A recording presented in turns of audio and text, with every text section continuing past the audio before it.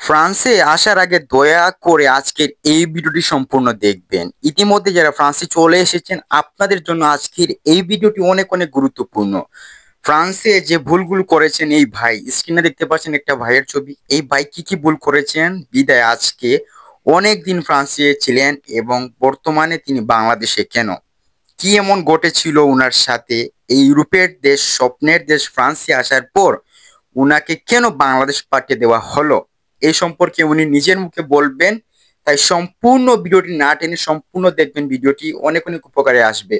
দয়া করে যারা ফ্রান্সে আসতে চান ভবিষ্যতে, আজকের এই ভিডিওটি দেখার পর আপনারা বুঝতে পারবেন যে ফ্রান্সে আসার পর কি কি ভুল করা যাবে না, আর এই ভুলগুলো করলে আপনারও সেম দশা হবে এই ভাইয়ের মতো। তো সম্পূর্ণ ভিডিওটি দেখুন, উনি কি কি বলছেন আপনারা বুঝতে পারবেন। আসসালামাইকুম। আমি বাংলাদেশ থেকে কইরাম আনোয়ার মিয়া, থানা ছাতক, ইউনিয়ন বাদগাঁও। আমি গত ডিসেম্বর 2 দিন কাজটা ধরা খাইছি ফ্রান্স। আমি যাওয়ার পরে মানুষকে পাইছি 4-5 জন। এরপরে আপনার আমি থাকা সত্ত্বে আমরা মানুষ ছুটে লইছি 21 জন। আর এখানে কিতা ঘটনা করছে জানি না।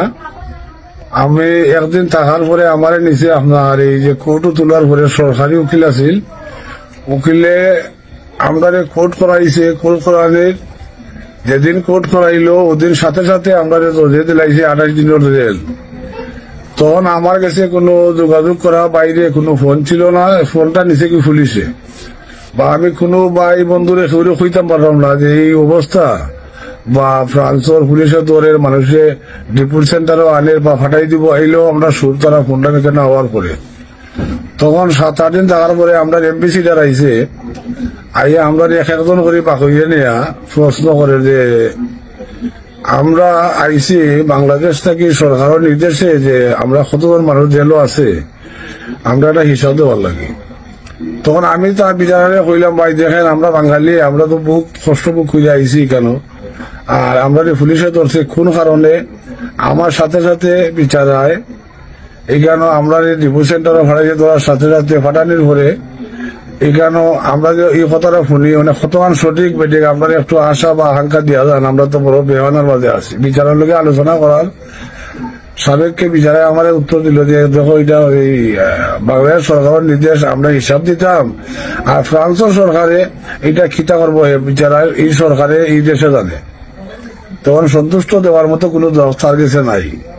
তো বিচারের লোকে আমি খোটার খাটাখাটি বা অথবা তর্ক বিতর্কের মাধ্যমে বিচারে আমার কাছে চাইছে যে আপনার বাড়ির অ্যাড্রেস অথবা নাম ঠিকানা, আপনি বাঙালি কোন জেলা, এগুলা দেওয়ার লাগি। আমি উত্তরে কইলাম, ভাই দিলে এটা আমার লাভ হইব না ক্ষতি হইব। বিচারে আমার কইলো, ভাই দেখো এটা লাভ ক্ষতির ব্যাপার না, ব্যাপারটা হইছে যে তুমি দিলে আমরা দিলাম, আর না দিলে তোমার 10,000 থেকে আমরা এগুলা দিয়া দিব। তখন আমি বাধ্য হইলাম দিয়া দিতে।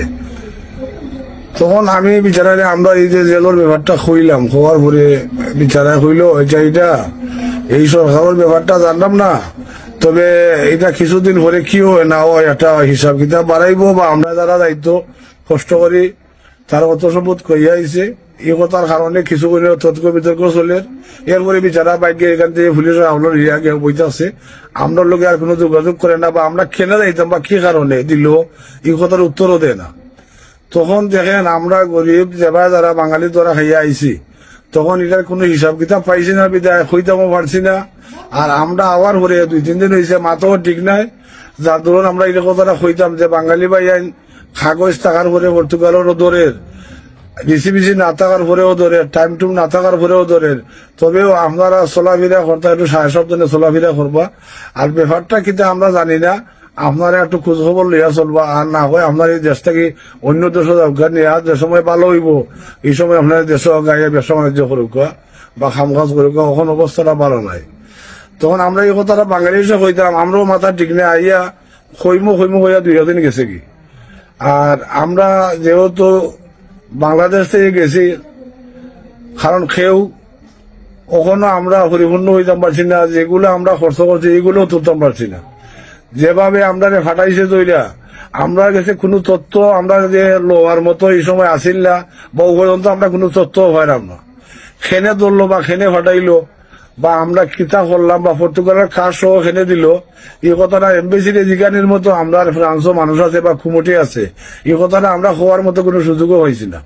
তখন আপনারা যদি মনে করেন যে এমবেসিটা করলো, আপনারা এই কথাটা সরাসরি যদি কোনো কথার মাধ্যমে জিগাইতে পারেন, তখন এমবেসিটা আপনারা এটা উত্তর দিব, বাদ দিক আর বালা দিক। আর আমরা এতে ফাটাইছি, আমরা যেহেতু রিজক নাই, আপনারা একটু সতর্কভাবে চলবা। আর এই ব্যাপারটা লইয়া আপনারা একটু চিন্তা ভাবনা করুক যে খেনে এই কথাটা করলো, আরো পরবর্তী করে করতো না, আপনারা একটু সতর্ক